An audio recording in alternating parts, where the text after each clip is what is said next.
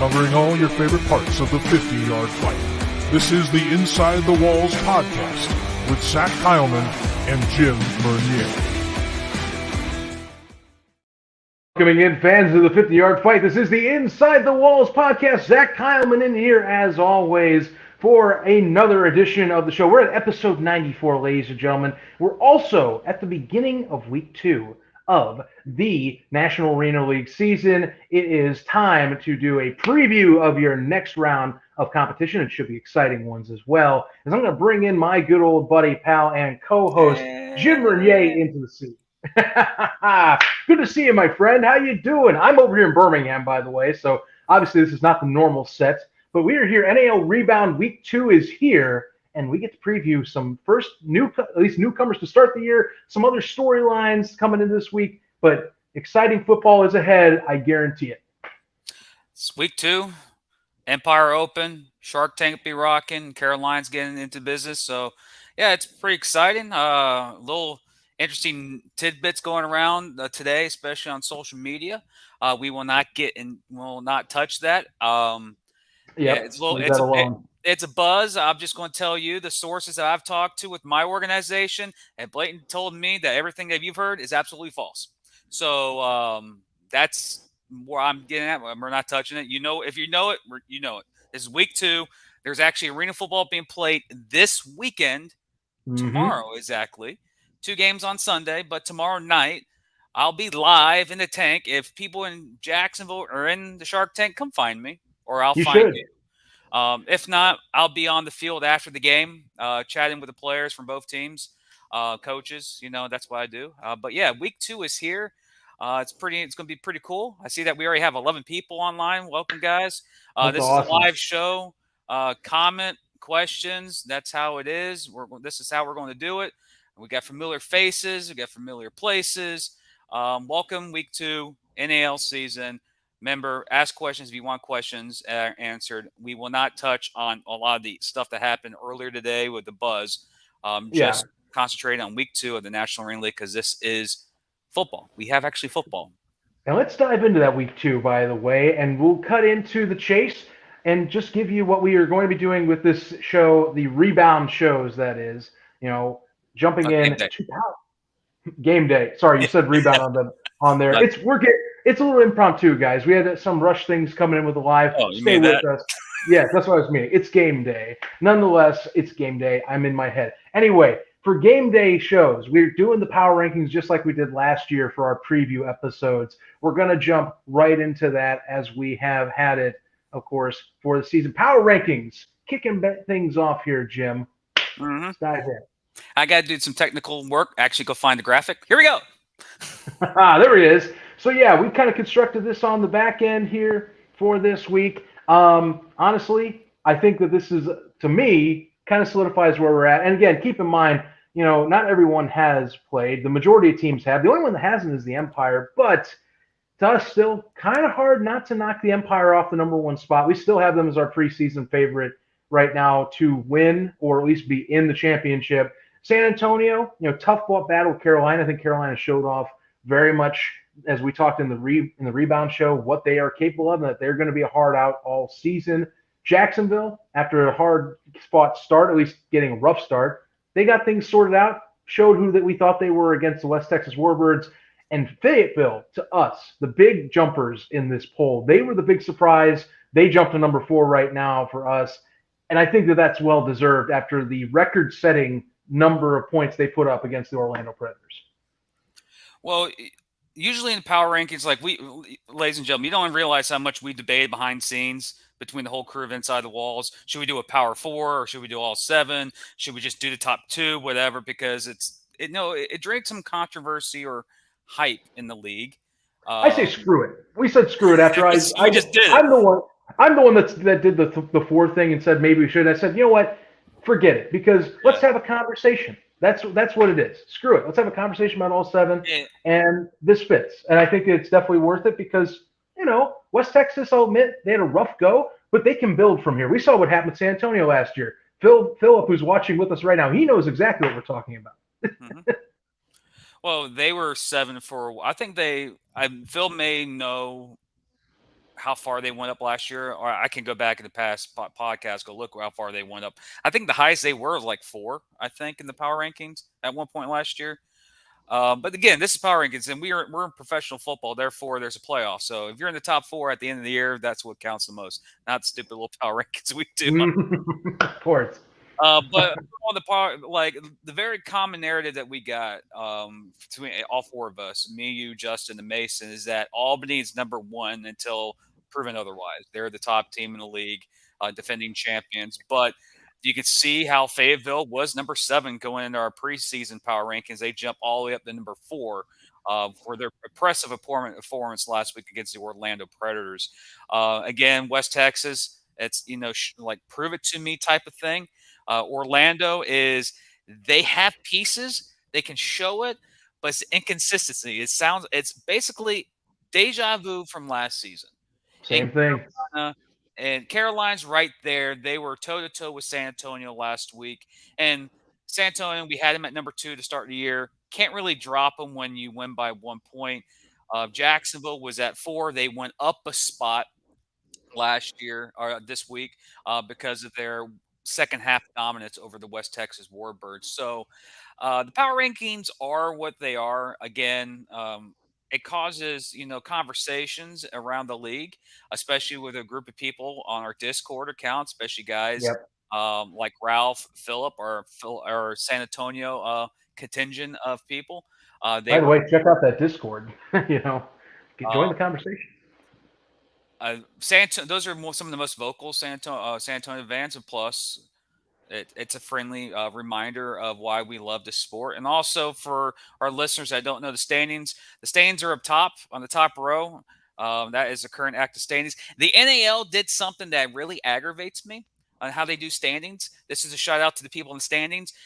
Yes, Fayetteville scored the most points, but they also did give up the most points.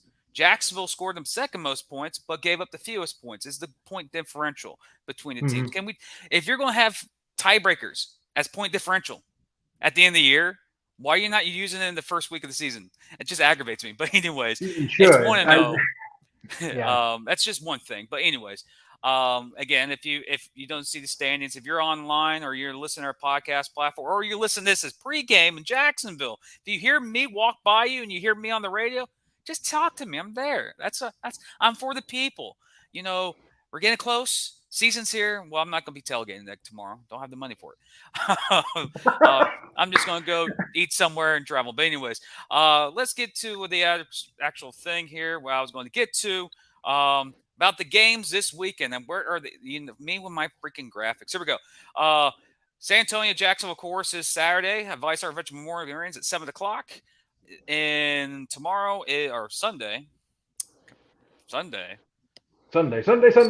Texas at Carolina at the Greensboro Coliseum.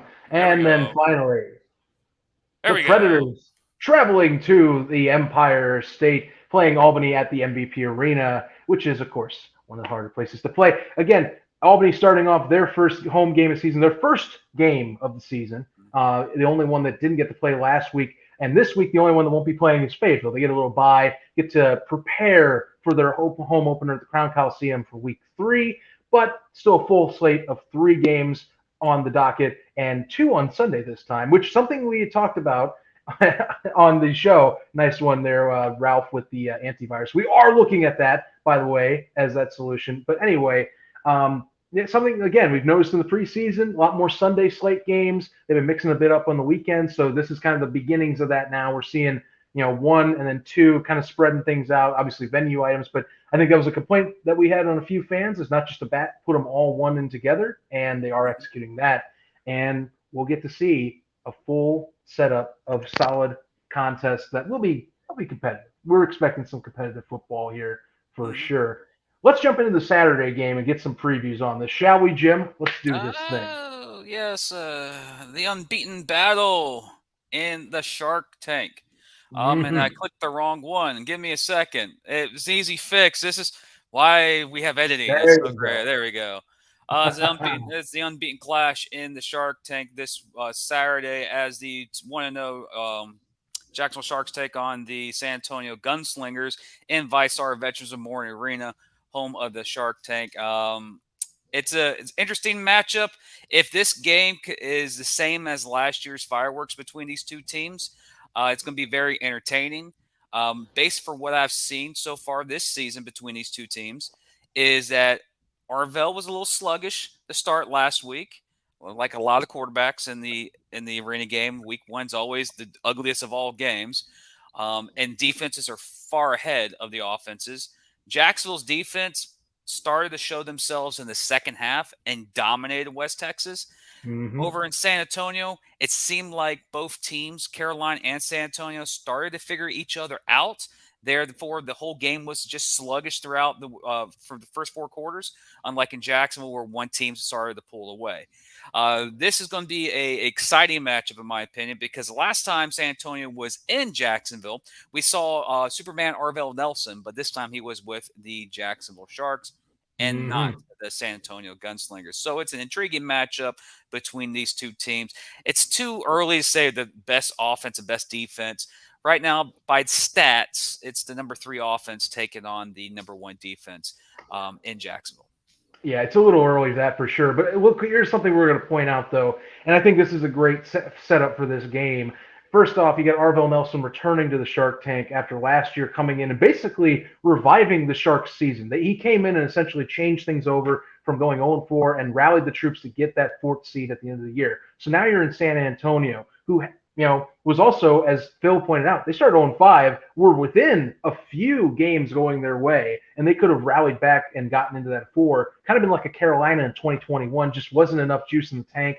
This year, though, starting out hot, they're both 1-0, and you have Nelson, who I think is going to have to hope that he has a little bit more accurate passing this week. Here's the deal: Marvin Ross and Jabari Gorman were definitely harassing receivers in West Texas, sans of course Pegram. But I mean, besides that performance, they were having a field day out there in that secondary. And I also think that Sharks front 3 is going to be very imposing to have to defend against.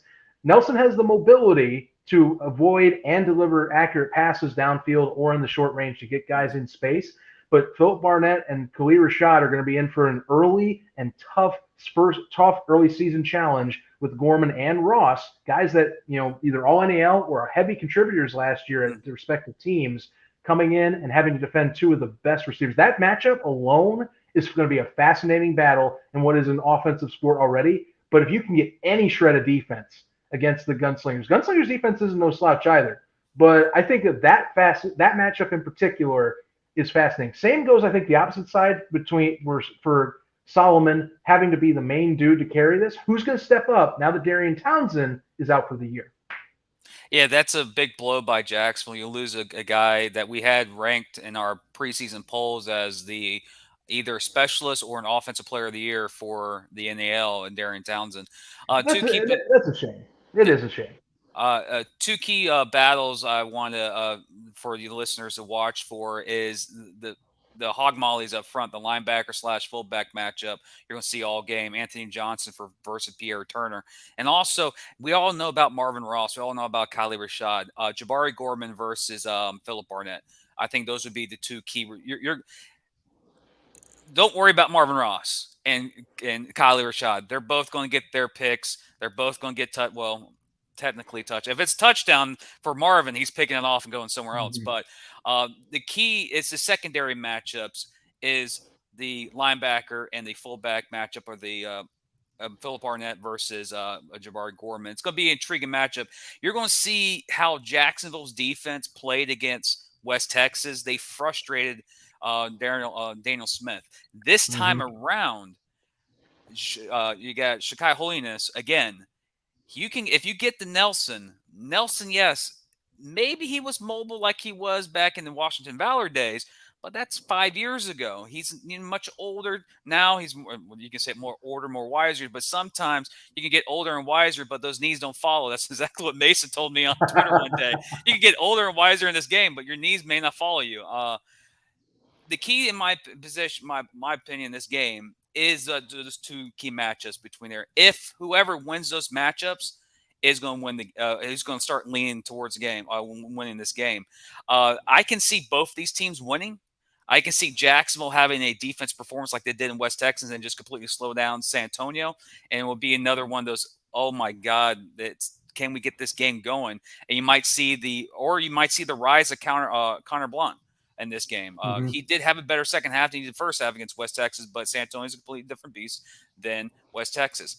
Or you can see Arvell Nelson click in week 2, and that offense that is San Antonio explodes. And if that happens, Jacksonville has issues.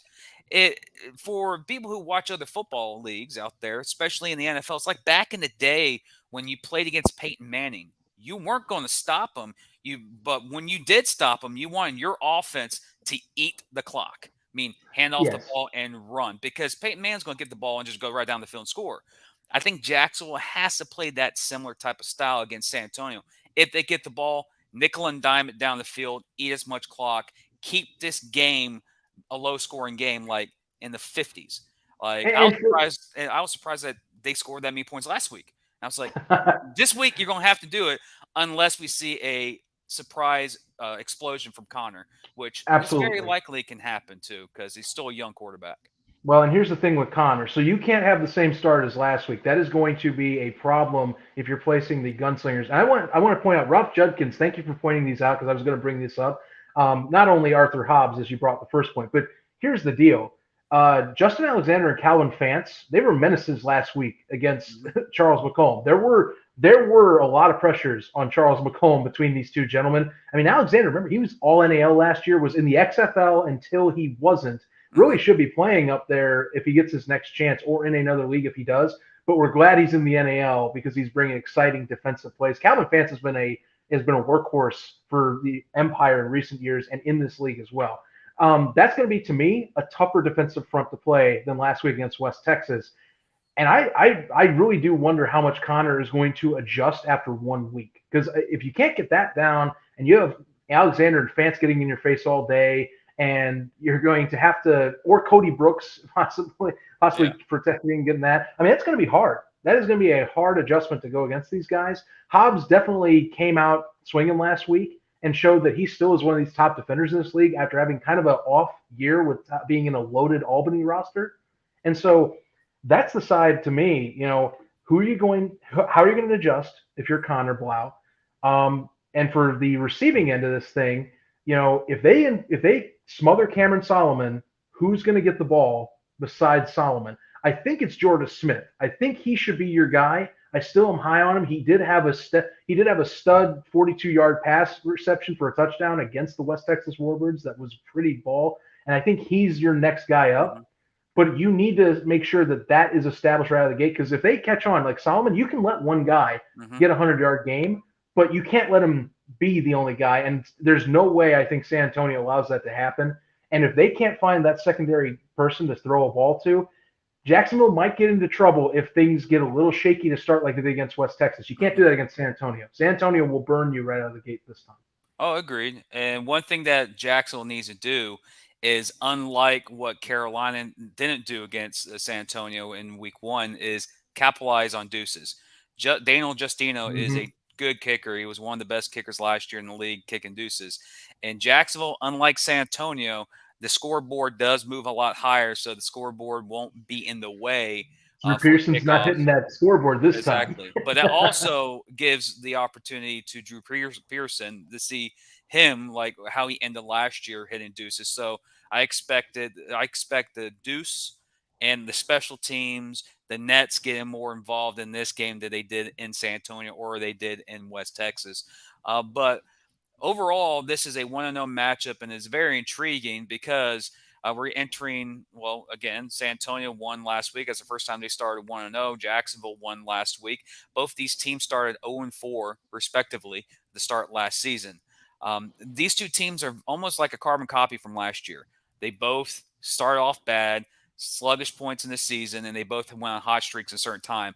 San Antonio was at the end of the year. Jacksonville was more in the middle of the season, and they both basically, well, Jacksonville made the playoffs, San Antonio didn't, but they have a lot of similarities from these organizations from last year.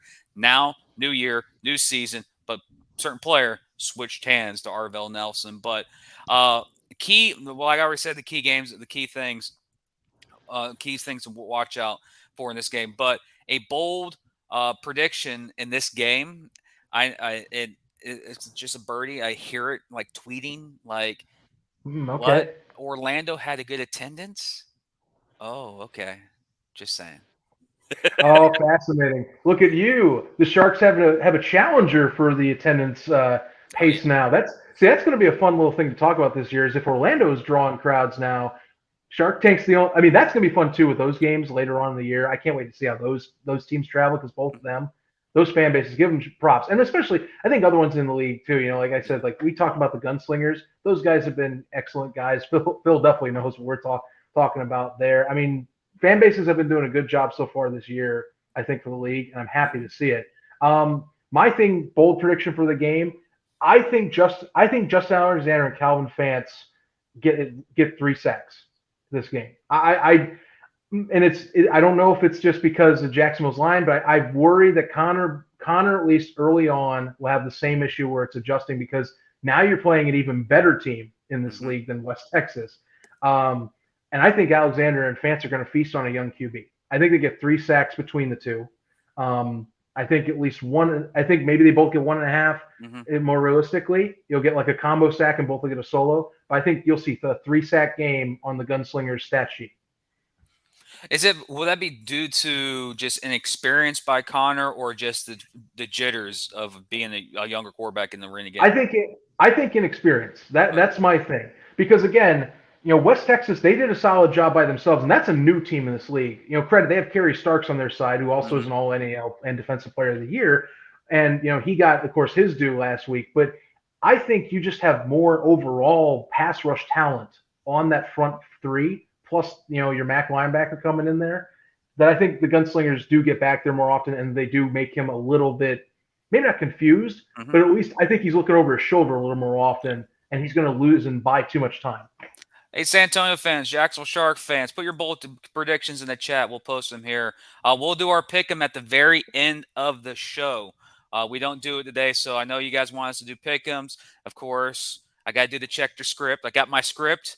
We got it from the commissioner. We know what's going to happen this week, which he was completely wrong last week, by the way. All right. But anyways, so let's get to the next game. The game of the week is Orlando at Albany. That will be the last game we break down for that. So the next game will head up to Greensboro, where is the rebound in Greensboro, where the West Texas Warburgs look to rebound against the Carolina Cobras after suffering their first loss in franchise history, while the Carolina Cobras are ready to strike in their home opener and try not to start 0-2 for the first time in franchise history. See, that shows you how successful Carolina has been. Isn't that crazy? Like that has been since they've come in 2018, they have been just that good in this league at acquiring talent, keeping a consistent level for their fans to come and watch. So that's awesome. My first thing off with this game, like if you're a Carolina fan and you watched last week, it was the little things. You were so close. You could have walked out of Freeman Coliseum 1-0 and feeling pretty good, but you got to execute on the little stuff. For example, scoring touchdowns. And I'll put it on not just TC Stevens because I felt kind of bad in the rebound, and some folks were talking to me going, "Well, it's not just TC." And I'm like, "Yeah, I guess you're right because a few of those were blocked." If you're the front three or front five that's setting up for those kicks, you guys got to put those hands down. They could have easily won. To me, they could, maybe not easily, but they had a prime chance of being in the position to put pressure on Arvell Nelson and company if they just execute extra points. That's the thing. The reason they had to go for 2 at the end of that contest in Freeman was because they missed all their extra points either by blocks or TC couldn't drain them in, which, again, that's a twofold. Your kicker, you got to get more ready and up and going for that. He did drain a deuce, which was great, but you have to do the little things right in arena, especially with stuff like this in close games against good competition. That was a tough loss to swallow. Now, they get to go home. They get to go to an opponent that I think is trying to find its footing. West Texas has a lot more questions coming in than Carolina, but still, Carolina really could be 1-0 right now. They just got to lick their wounds, throw the tape away, and hope that James Fuller got these guys ready to go and that they don't have any mental blocks after losing such a close contest in San Antonio. There's an interesting saying in sports, or not saying, but it's a phrase where you're giving the game away, even though you're supposed to win it. Basically, from people I've talked to on our Discord and through friends, in the community is that San Antonio was trying to give Carolina the game. Here, have it. Carolina could not capitalize because Carolina was doing the same thing. No, you have it. It was one of those games where it was just because it was so ugly last week between these two, between San Antonio and Carolina. You couldn't It really started slow. It started it definitely slowish. it couldn't you couldn't feel the vibe. What type of what team was going to be what, and like Charles McCollum had some moments where you're like, man, yeah, that's the Charles McCollum we remember from Yeah, 2019. that he definitely showed off a few of those MVP moments, dodging pass rushes, throwing across the field. Like he has it, so it's definitely there. They just have to, like I said, the little things, man. You got to execute the little stuff when you're that close. And one of the things that I noticed about that game last week is Carolina's offense was starting to get into it until Miles Kelly got hurt. And when he went down, That's the offense just started sputtering again. Uh, but that end of the game was a little bit. If you were a Arena fan, I knew the score before I watched the game, but I tried my best because I do like to listen to broadcast, and Ralph does a great job for the Gunslingers. I was listening to him. Besides them early in the game, trying to order breakfast tacos, which was funny. But later, the last drive, McCollum answers the touchdown. You're like, oh, yep, there he is. Just kicked the extra point, tied the game. They went for two and just cost the game. Like, why? I was like, but hey, that's last week. Now, you look at this week, you look at the other team across the field, West Texas. West Texas offense, you talk about Carolina being sluggish. West Texas offense could not get going. Maybe that's because Jacksonville's defense was just so good last week. But Daniel Smith did not look good. The receivers didn't look good besides Leggett or Pierman Jr. That Mhm. was like he was catching balls over Ross. And if you're doing that, you're a pretty good receiver. The problem with West Texas is that they got behind, they panicked, and they were forcing plays that were either Corbin was there or Ross was there. And Daniel Smith, usually when your quarterback's back is facing towards the offensive alignment, you're not going to do anything well. One thing that I've noticed, this is not a shot at Carolina. There are some great players in Carolina. The return of the Zach Brown bands this weekend, by the way, in the Carolina. There you go. Carolina's defense right now, early this year, I don't think is as good as Jacksonville. So I think West Texas will have a better chance of moving the ball down the field. But when you look at the quarterback play from last week just alone between Charles McCollum and Daniel Smith, I'm going with Charles McCollum. I'm sorry. It may be because of experience, but overall, Carolina looks more ready right now than West Texas. West Texas is making that long road trip to Greensboro, and you're going into the snake pit, the friendly confines that are not going to be friendly for West Texas. Yeah. I just look at the information and the stats. Carolina was toe to toe with San Antonio. San Antonio and both they were flipping flopping of how it's going to who wants to win the game. In Jacksonville and West Texas, you knew who the winner of that game was in halftime because one team couldn't move the ball besides one play throw deep, and that was it. This game for West Texas to be competitive in this game against Carolina, they have to nickel and dime it. Basically, move the ball down the field. Don't take deep shots. Kill the clock. Keep Charles McCollum and Adam Smith and Lance Evans and Zach Brown on the sideline. Well, Zach Brown will be playing defense, but Mhm. the offensive side of Zach Brown, keep them on the sideline because if they're on the field, and you have the same performance like you did last week, Carolina is just as capable as any team in this league. They can run the score up on you. Mhm. There's a lot of questions in West Texas, and I don't know if they have the answers yet. They have great young talent, guys that we just got introduced to last week. But when your quarterback is facing the offensive line, that's not a good look. And I've seen that I even watched the game earlier this week again to just review it. I don't know what Jacksonville was doing, but they were tormenting Daniel Smith all night. And it started early in the game. It just the scoreboard didn't show it until midway through the second quarter and the second half. Right. I mean, to be honest with you, that game was a mess from the start. Yeah. That first quarter was hard, was rough to watch for football in terms of just flags, missed opportunities, four and outs, interceptions. I mean, that was a rough one to go. But I'll tell you, with West Texas, I think one thing I'll give credit to Jacksonville in that regard. Their defense, like you've been preaching, Jim. It delivers pressure. It was getting to Daniel Smith.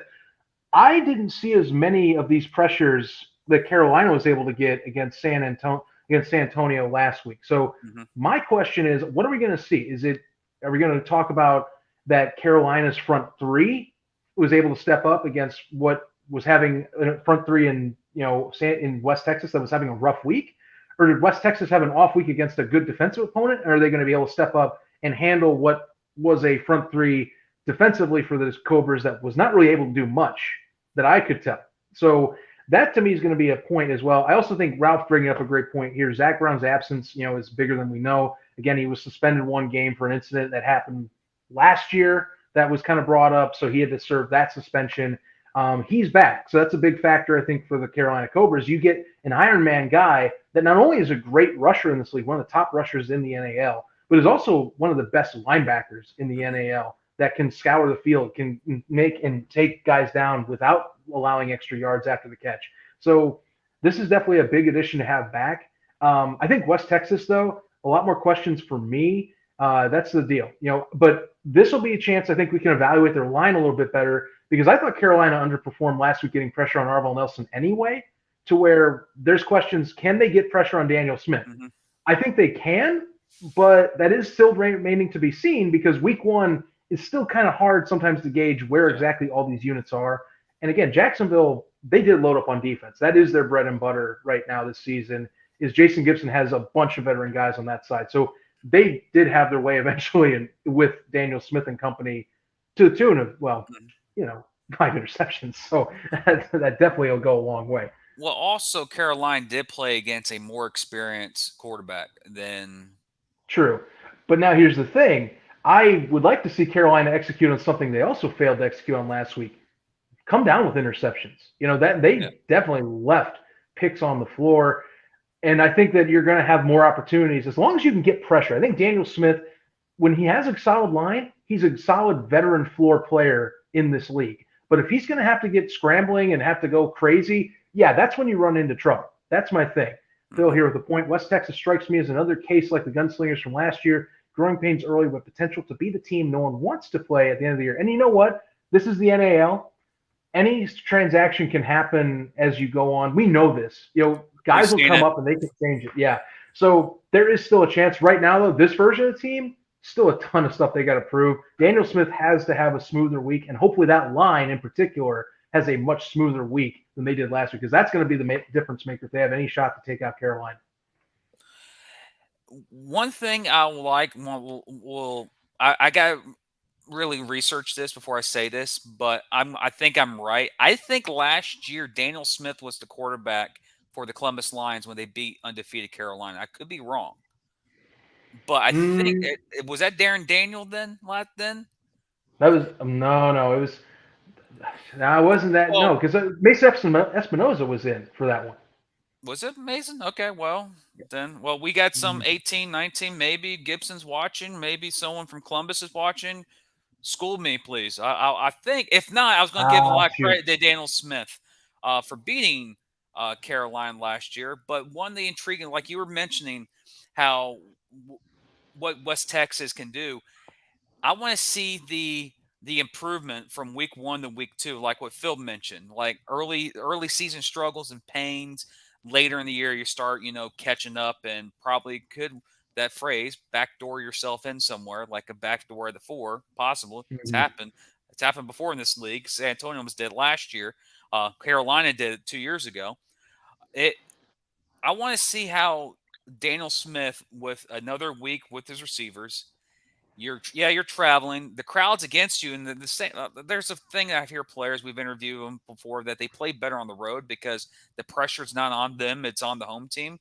So I wonder how Daniel Smith will play in a different environment against a team that he's familiar to play against. He's played Right. Carolina multiple times, but also the West Texas players have already that one game experience against an NAL competition, so they know that they're playing. They're not playing the Dallas, the Dallas Prime and the Mississippi. I almost said Showboats. That's USFL, but they're not Oh, playing. God. They're not playing the lower team arena. You're playing Yes. big boy arena football with bigger names and bigger talent and more talented players. So I think last week could have been just a wake up call, like, oh, what we got to do a different type of game plan, and it starts with the QB. I want to see It what does. Daniel Smith needs to do. And also on the defensive side of the ball, one thing I've noticed from West Texas last week is you didn't hear a lot of Stark's name. You're talking Yeah, I about mean, the return I defensive would player of the say year. he did get his sack in, but the impact wasn't as I didn't think he was called as much or wasn't as in the moment as maybe we were used to. Mm-hmm. And that we'll see. I mean, again, he's kind of that main leader on that side of the ball right now. Him and Savante Davenport are the two main veterans that are anchoring that side. They're going to have to rally the troops, and that is in terms of their strength right now. At least, what is the most veteran unit? Yeah, they ran out of steam at the end against Jacksonville, but they were also the reason why they were in that contest in the first place. Yeah, good question in terms of Miles Kelly. My understanding he's not going to be in for this one. No, So that, yeah, from what I've heard, he's out for at least this week, but he's not on any type of injury list that we've gotten so far from the league. And again, a lot of the league information for players stuff doesn't drop till really late during game day or game week. So probably might officially know something tomorrow, but as of right now, we don't know. But the way his injury looked like, if you follow the game of football, that looks like it's a week or two, possibly more. Especially yeah. with Darren Townsend, we thought it would be just a week or two injury. He's out for the season, so It that's sucks too. Yeah, yeah. Well, both of them suck, but I oh mean, yeah. in terms of Kelly, you hate to see it because Kelly, he's just trying to land. He's just trying to land not awkwardly, and of course, it bends up his wrist real bad. That's always an unfortunate injury. He's just trying to brace himself. You can't predict how that arm's going to bend or not, but it is what it is. Wow. Reminder. That just now dropped. I clicked that almost 20 minutes ago. Okay. Oh, great editing job. That wasn't me. That just did it by itself. I clicked that Okay. minutes ago. I was wondering here. I was like, what the hell is going on with this? I love Yeah, I technology. guess that's me doing that. I didn't mean to. I was trying to see this but Dave sent something. I would click it. As you guys can tell, I am currently in Birmingham for a different league right now for a different show. I guess I'll quickly spin that one off. Spring Stock Part 2, 2023 edition. We're going to be doing that 12 p.m. Central to 3 p.m. Central for the USFL podcast, my other show with my buddy Stefan Raychuk. You should check that out if you have some time, unless you are, of course, watching an arena game. Completely understandable. But hey, if you want to double stream it, come and check it out. We got players from both the Breakers and the Stallions on the show, as well as other guests. But seriously, Spring Stock, check it out. USFL podcast on our YouTube page. Look up USFL Cast online. Anyway, You're a busy man, bro. yeah. You're just I busy. gotta do this show though. I love this show. I would hate if I missed a week of this show, and I was gonna do it no matter what. So I'm glad to do it. And we're still prepping after this. We got like a super late night storage drop we got to do for our speakers and all that. It's wild, but we're gonna get this bad boy done. League supplying us with promotional materials too. It's wild. They've been great. And I'm glad I'm even I'm playing catch up with the NAL. I'm gonna be watching those games later tomorrow night after the USFL games because I want to see how things went. Especially the Saturday night's games can be fun. I'll get Sunday games to watch too as well. I should be able to catch up with a few of those too for Sunday, so that should be great. Anyway, aha! Let's get into this. Me with my useless knowledge of this league. Let's go. I don't know how to throw that at the top of my. Thank you, Dave Williams. Yes, thank you. Thank you. Very well, Dave, coming in clutch as always with the stats. Appreciate that update as we're doing the show. So say, Jim, I'm thinking I have like one thing on the brain, and I'm like, the stats aren't coming up. So much appreciated for that update as well. And I'm glad that we will get things kicked off. Anyway, let's dive in. Game of the week, people. We are going to the Capital Region up in Albany, New York. We have the Orlando Predators coming off a second half collapse. They're going to have to rebound and visit who we think is the top dogs in this league still in the Albany Empire. Sadly, though, this is one thing we have to discuss with the Empire. We kind of waited just because the timing, my stuff here, and just the show timings. Let's bring it up. A new order in the Empire. So if you guys already know by now, many of you watch the show and then follow the league as well. It's simple. They had to move on, or they chose to move on from Coach Tom Manas. It was announced via team ownership as well when they were doing kind of another news piece about Antonio Brown coming up and buying majority stake. Tom Manas was also relieved of his duties, and thus we now have former offensive coordinator for the Albany Empire, Damon Ware. He is now heading up the Empire. From what it sounds like, players have said, players have commented on this. They're glad that Ware is leading the team. It's going to still be the same basically setup and offense that they'll be running. A lot of the same principles that Manas established will be in Albany. But you got to feel it's too bad because Tom Manas has left an impression on the NAL in the last few years. I think as this guy, I think very much the Empire way and showing off how he definitely has a winning culture over there in Albany, New York. He had everything great to say about the Empire when he left, and we wish him the best as well. But it is kind of still weird for me that opening week of the season we won't be seeing Tom on the sidelines in his sweater vest like we have last few years. Yeah, I'm going to miss the evolution of the playoff beard from week one. But one thing I've noticed, or one thing as fans, no matter what sport we cover, from baseball to basketball to the NFL to whoever, you're going to go through stages where tough decisions are going to have to be made. It's a business. I've had personal talks with Coach Manas. He's in good spirits. He might make an appearance on this show in the future. He's a guy who loves this game. He loves his team. He loves his crew. He's still an Albany guy. He's going to cheer for the Empire. And one thing, it's a decision. We do know Antonio Brown's become the full majority leader up in Albany, and that's his bread and butter now. That he's moving to Albany. He wants Albany to be the premier organization in the league, which I don't know how much more premier you can be, winning back-to-back championships for a league. But for Coach Manas, he was one of the guys who opened his arms to us, like welcomed us. The league gave us, like, we asked some questions, gave us some information. We also had a little banter between both his shows, the Empire show and our show, over the last couple of weeks. That was entertaining. Like, I'll say something, he'll say something. It was banter back and forth. But now banner will be coming through text messages or an actual phone call. He did a lot for us. He got players for us that we wanted. He gave us some insights for the league. So Manas is what you expect. He's a great coach, and I expect him to be coaching somewhere here pretty soon. Or not this year, but he's going to coach somewhere. The guy still has passion for coaching. Right. He's going to find a place. And I think he had actually mentioned that he already had a few phone calls with people interested, but I think he wants time away. He's enjoying his time with his family, especially his grandson as well. He posts a lot about that too. So, he's enjoying a little bit of, I think, a breather at this moment. A few things I want to point out, because I think Tom Gross and some folks are asking this. Thank you, Tom, for bringing this up. But you can see on the website, Eddie Brown is listed as basically the general manager. He was doing football operations anyway, so it kind of just slides into that position for the Empire. So keep that in mind, because Tom was doing the GM duties. I understand that's why people were asking.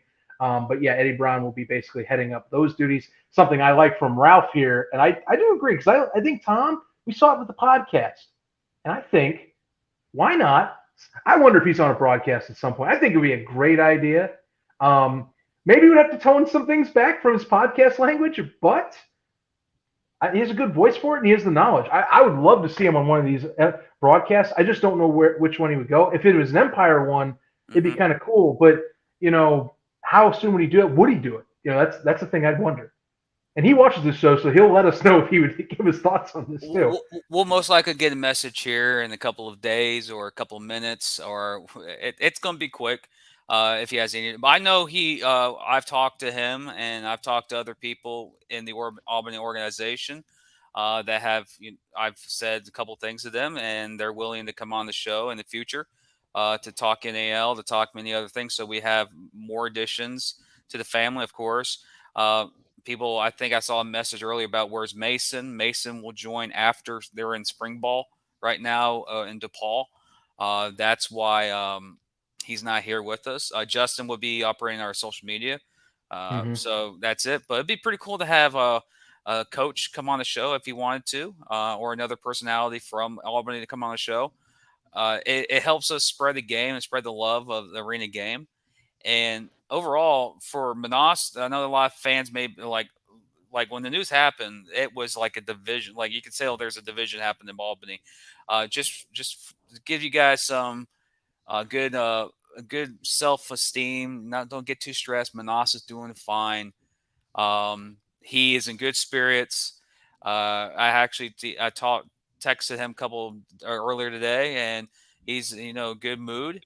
And hey, that's where you want to be. Like jobs come and go. You'll get fired, or you get hired, or layoffs happen. But if you stay positive in your mental state of mind, that's the only thing that matters. And he's in a good place right now.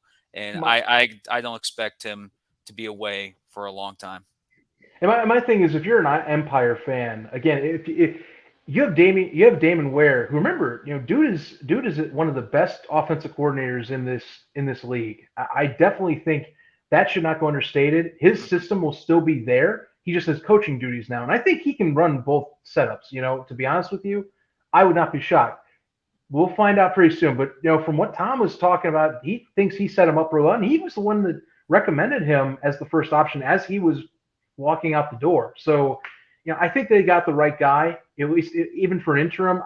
What is in the future remains to be seen. So, but if Coach Ware were to stay, I wouldn't be surprised. It's basically what him and Tom are tight knit.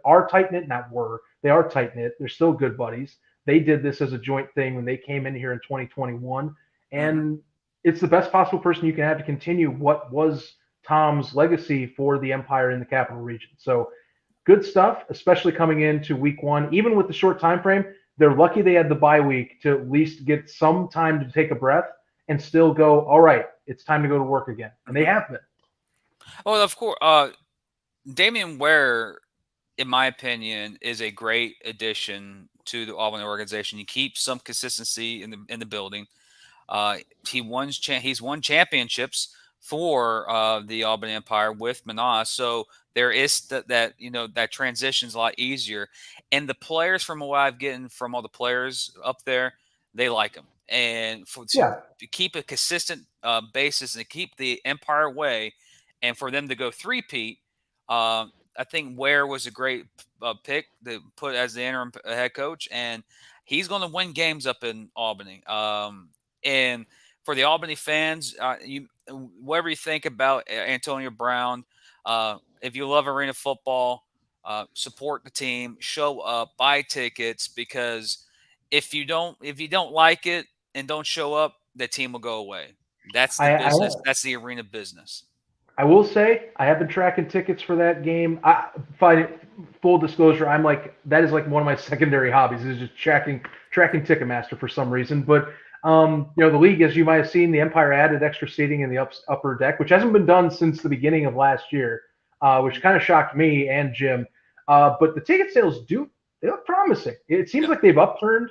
And again, it's been a slow burn climb for the Empire. I think it's a lot of proof, a lot of the concept, and also Capital Region guys. We've learned they believe in like the actual arena football sport, like the nets, everything. So.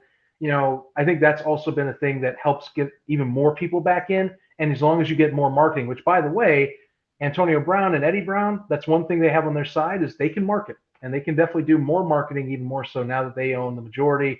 It remains to be seen what the future of the Empire is, but you got to feel good. And remember, we'll talk about this as a good segue into this game. They have a core, 16 veterans from last year returning. Indeed. A championship core is back in that, and they have quality young talent or veteran talent that's coming on the team. Two guys, by the way, that got signed this week, we are going to talk about in this next one with the game preview, because One of them's a champion with the Empire and is also a pretty solid veteran DB. The Mhm. other solid veteran receiving talent too. So don't go undisclosed. Let's jump into it though with this breakdown. Jim, I'm going to let you lead off of this one. Orlando, rough second half. Jesus, 8 points Mhm. put up in the third and fourth quarter. Where do you go with this going into the capital region? Usually in sports, you always after having a bad game or a bad start, you want that makeup game. That game. Yeah, we're going to get this, and we're going to fix our kinks out, and we're going to be a better organization, better team for the next game after that. Usually, that makeup game or that get right game is not the defending back to back champions. Mm-hmm. That's you're not going to Albany to go play U Albany. You're going up there and play the Albany Empire, the champions. Uh, One thing, like I guarantee from what we've previewed the preview show a couple weeks ago with the Albany Empire, and when we did the Orlando Predators, and when we did the prediction show, and when we did the position breakdowns earlier, that's 8 weeks, 9 weeks of content. Holy crap! It's still a lot of content. It's wild. We said something about the receivers, and one of the loudest groups on social media and on all the Facebook boards about our rankings were a bunch of Albany players. You think they have this game circled about proving who's the best? I look at this game as an Albany team looking to start and kick off a quest for a three-peat. I think they're focused. A lot of noise happened in the organization over the last couple of weeks, but I think the team itself, based on the videos I've seen coming out of their social media with the talent shows, the community events, the practices. Castronova looks good. Some of the stuff I've seen, Mm-hmm. they look really organized and they look very poised.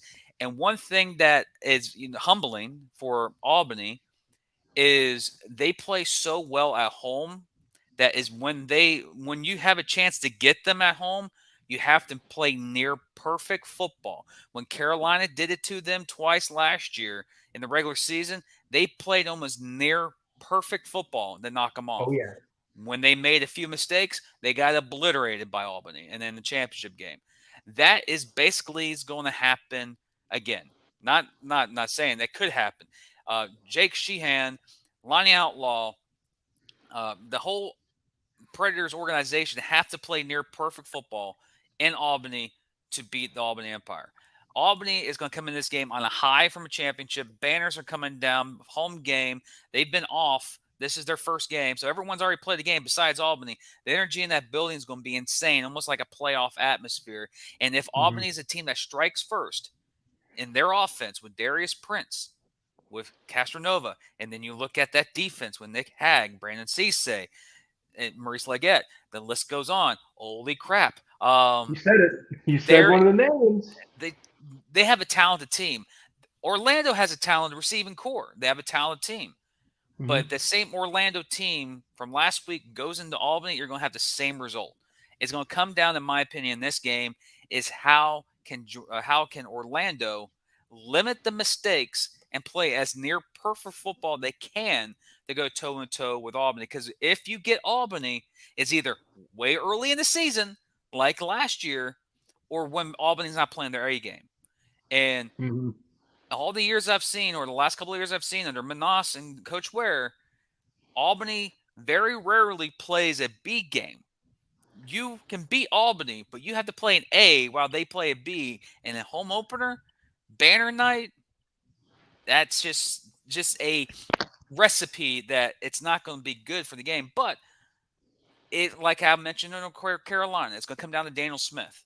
In Mm-hmm. Orlando, you have to give the ball to someone else besides Clarence Williams. You Let someone gotta else. distribute it. Rob Jones needs to go off. Alani Outlaw needs to go off. Maxwell needs to go off. They need someone else to go off to go toe and toe because Albany already has people that they can go off on. They have Darius Prince. You get Shorts. You got Mm-hmm. Castronova. Castronova can take over the game by himself. He doesn't need a receiver. He can just Yes. take it up and start going everywhere. Multifaceted Swiss Army knife, really, right there. Run or Yeah. pass. Orlando is going into a organization in Albany. They're going up against the Goliath in the sport right now. They're going up against the Kings or the King of Kings, the Empire, the back-to-back champions. Finish. Orlando's going up there. Hopefully, they can make it to episode 9 of the Star Wars saga before the Empire falls. It's a long season, but yes, I did Star Wars. Yeah, sorry, I'm a geek. Nice one. Um, Nice one. but in this game, like I said earlier in on my little rant, the consistency, the offense, someone else needs to go out, show out. Rob Jones needs to show out. Lonnie Outlaw needs to show out. Jake Sheehan needs to play near perfect football, because if you even turn the ball over once, you're basically giving Albany 7 points. In this day and age with the new rules, you basically could be giving them 10 points. So that you can't do that. If you play like that against Albany, like you did against Fayetteville, Albany is going to do the same to you what Fayetteville did.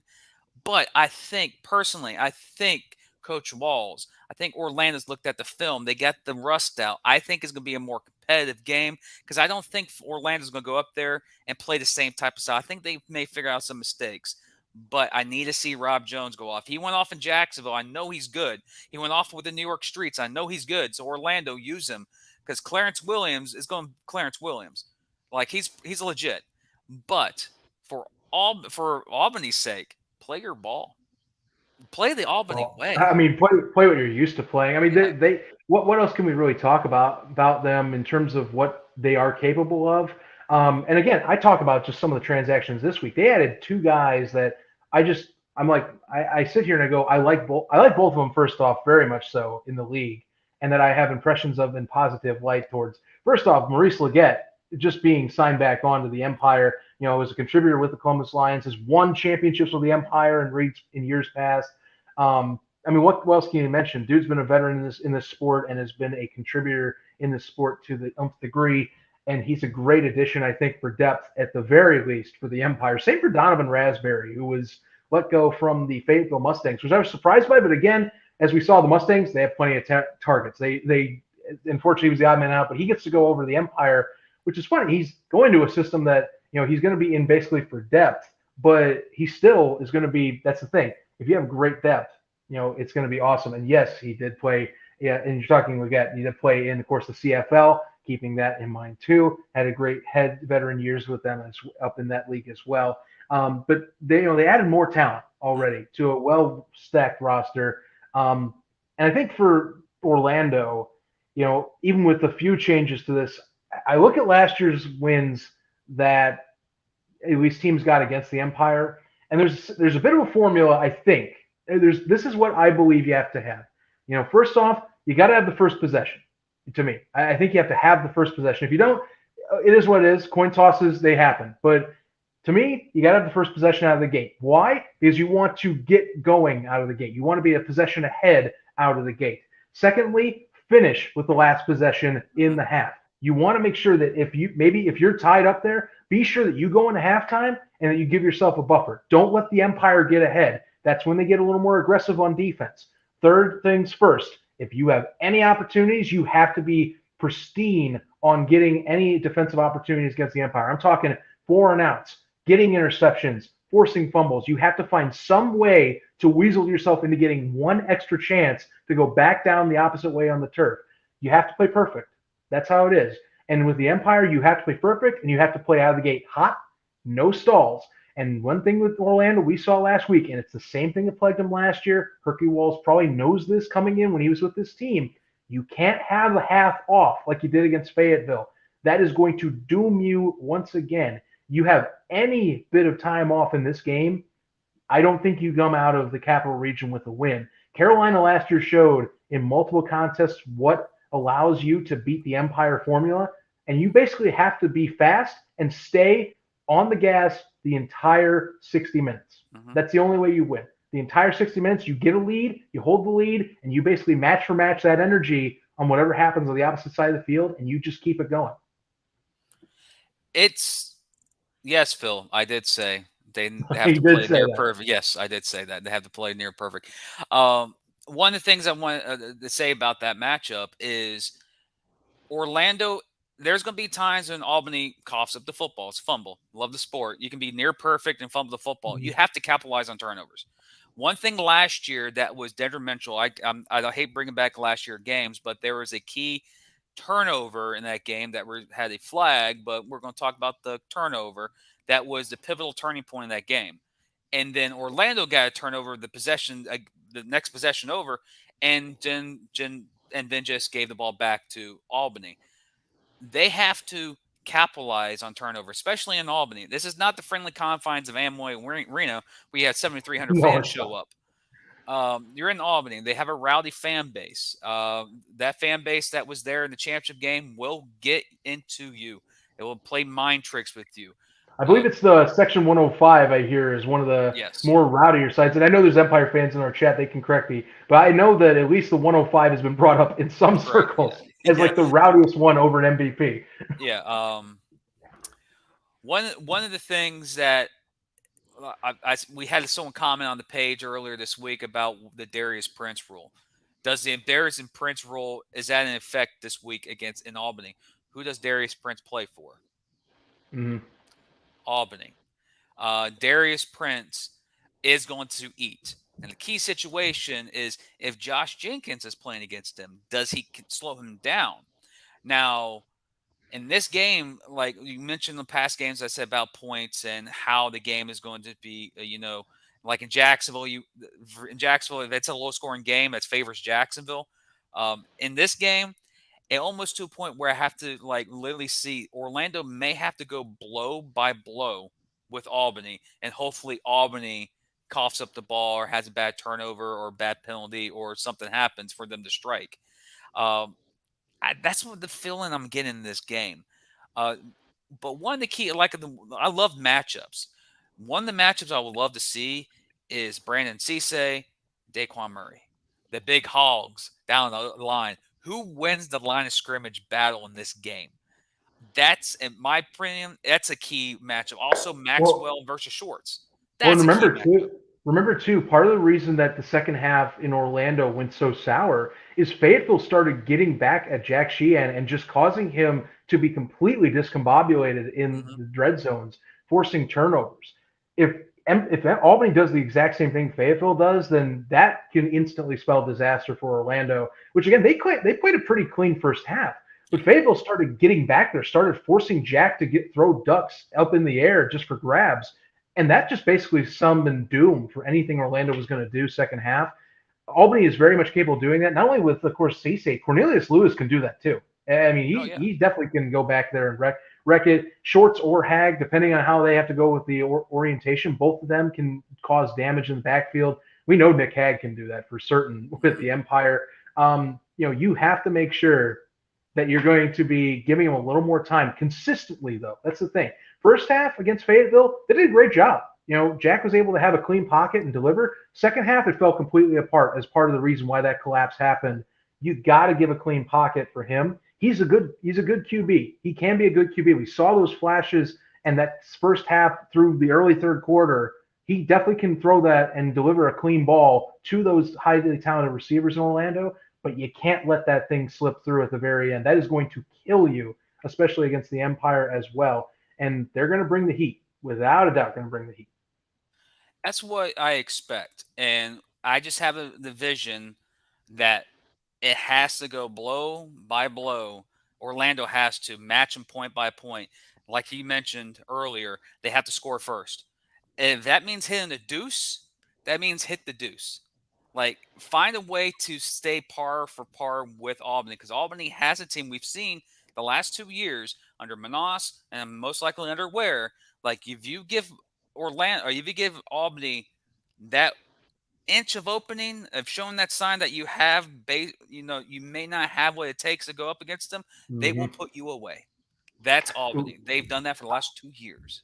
I'm going to punch this up because this week in Arena Ball, I do want to give a shout out because Cowboy Bobby's one of my favorite guys to get caught on camera for these broadcasts with Albany. So shout out to, of course, the folks out there in the Empire State, in the Capital Region that bring up, the fun characters in this league. There's so many in all the fans. Cowboy Bobby, though, I always love watching out for him because he's always he's just rowdy, good old time. And it's I got to meet him and his dad earlier last year. And that's been kind of a legacy. He actually grew up with at least watching the Firebirds back in the day. And so now he's kind of embracing kind of being this hyper fan for the Empire. But yeah, 115 through 17, I guess I will be also watching out for you guys too. Going to be a fun game, fun atmosphere. MVP Arena has been a fun arena atmosphere since 1990, essentially the early 90s, 93 when the Firebirds came in, and the Empire since they've come back, they've been continuing to grow this back up in the NAL, and should be good. But yeah, the Preds, as we'll reveal in our pick'ems, you'll see if we think they can play a perfect game. But that's the thing. They, as many of you have mentioned too, like us, it's got to be a perfect game. That's the only deal. All right, well, that's the show, folks. We'll see you later.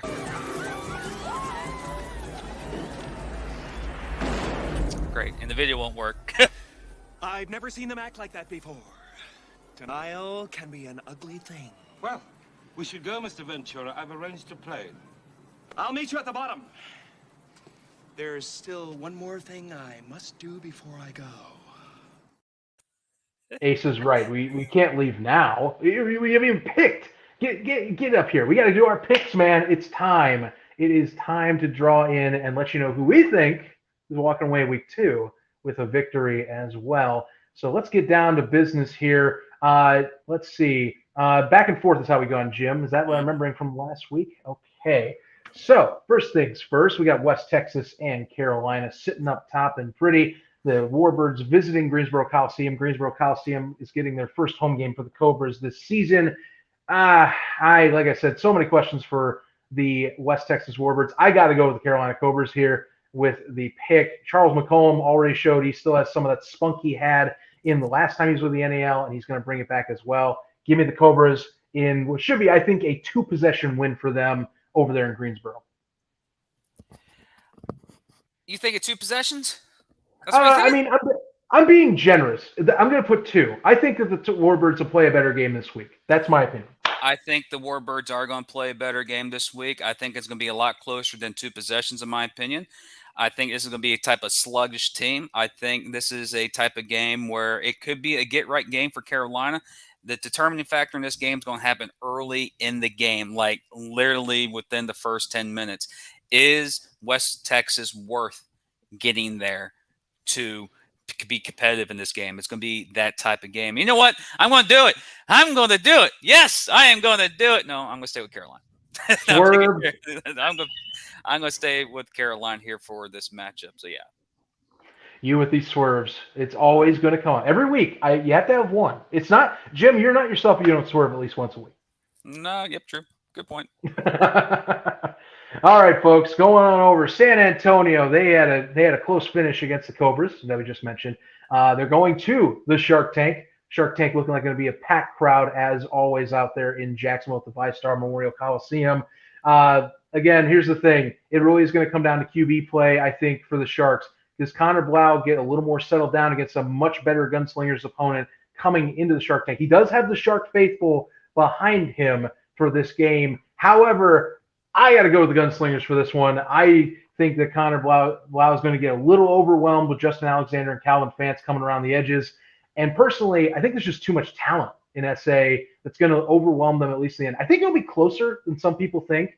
It really comes down to how Connor is adjusted week to week. But I got to go with the gunslingers here, taking a road win against the Sharks and Jason Gibson's squad. I lost.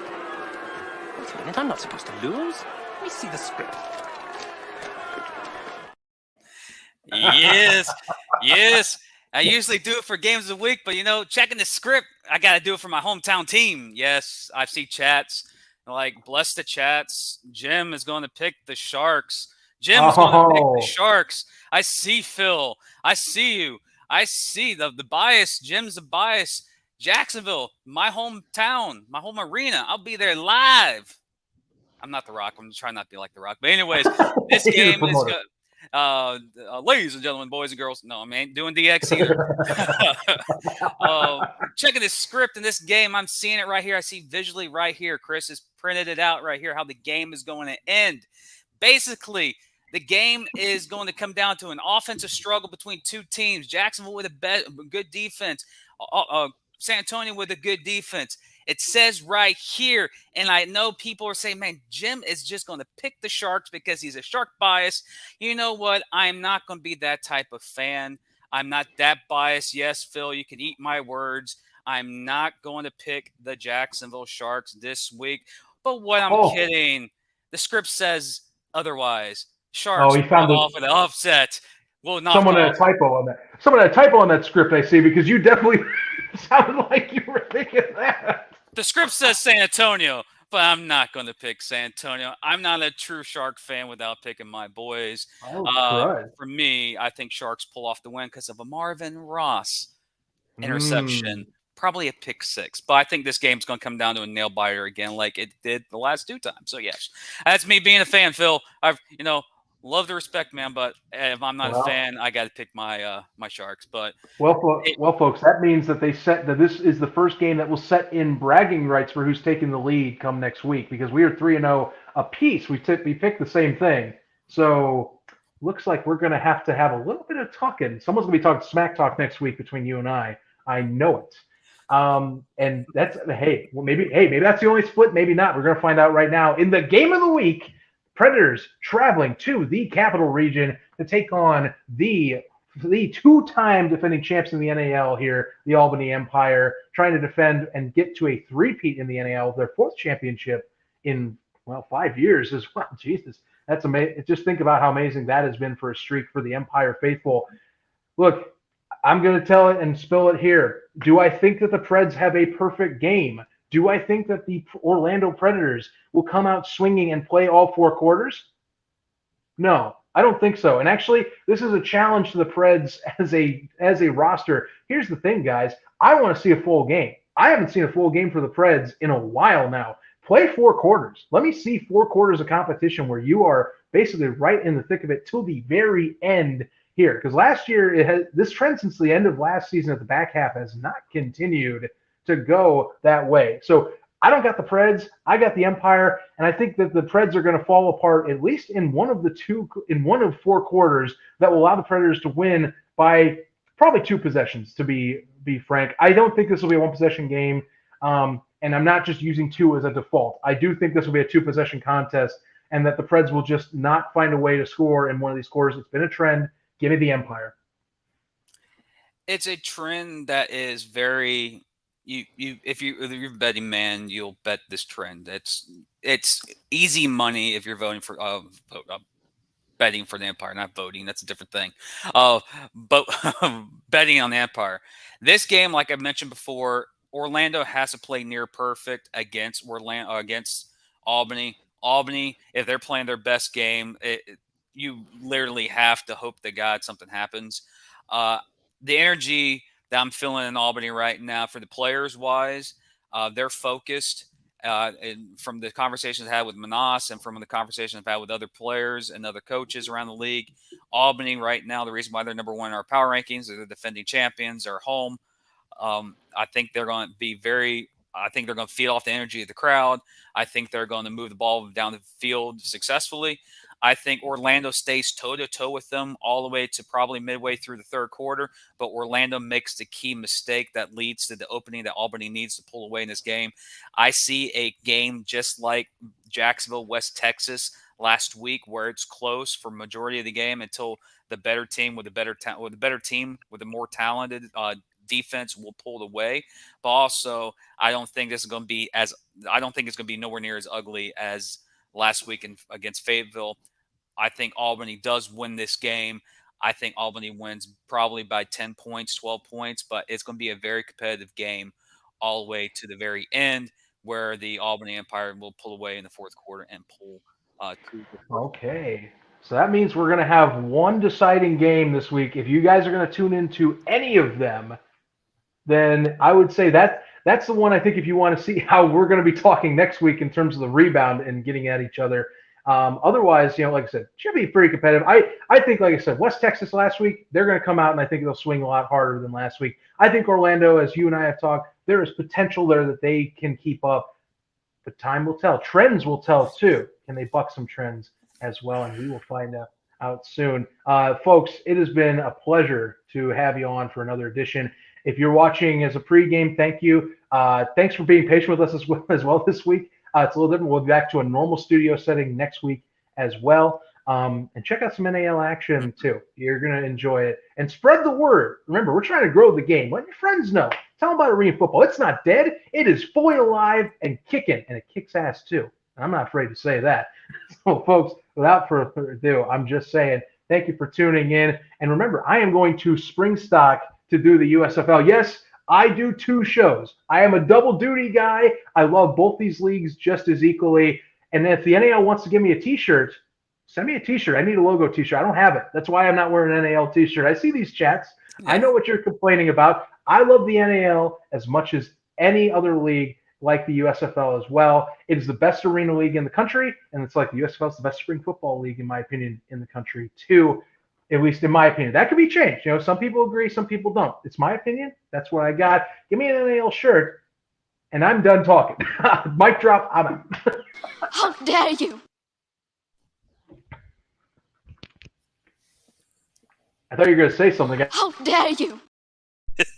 There you go. The delay in this is crazy today for some reason. Anyways, ladies and gentlemen, boys and girls, appreciate the love, appreciate the support. If you're listening to us before the game in Jacksonville or in game in Albany or in Carolina, thank you for listening to Inside the Walls podcast. Without you guys, we can't do anything here. The work that we do behind the scenes to give you accurate information from the National Arena League is our passion. We both do different shows outside of here. Zach has one going on right now, and he's dedicated. I'm dedicated to my other stuff too. So keep on the lookout for that. If you're interested, just DM me, and I'll tell you what project I'm working on for you to, come join me. But overall, National Arena League Game Day 2000, week 2, 2000. What the hell? 2000. 2000. Week 2 tomorrow night or tonight, whatever day it is. Jacksonville, San Antonio. Get ready. Albany, Orlando, get ready. And Carolina and West Texas, get ready. Week 2 is here. We'll see you guys on Tuesday for NAL Rebound.